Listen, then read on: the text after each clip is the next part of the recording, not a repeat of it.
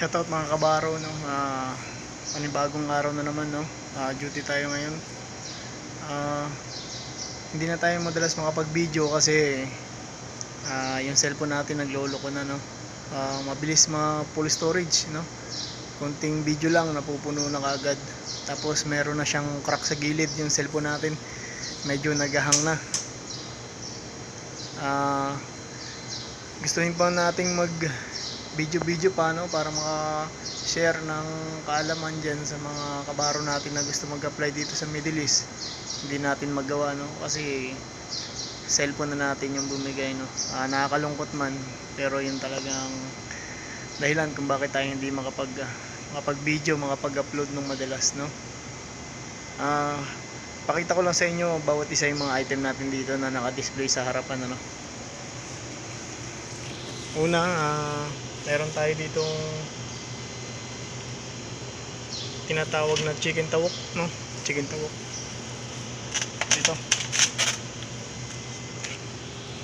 Ito, naka-barbecue yan na breast siya ng manok, no? Ayan, nakatuhog. Marami yan, ayan, naka-display na yan, ayan. Ganun din to. Ayan, chicken tawok na din yan, naka-marinated din, pero hindi siya nakatuhog. Wala siyang stick, pero pares lang yan, pares lang yung presyo. Sunod natin yung shawarma, no? Ito chicken shawarma yan. Ganyan yung pagkakagawa, no? Chicken shawarma. Ayan, isin muna natin.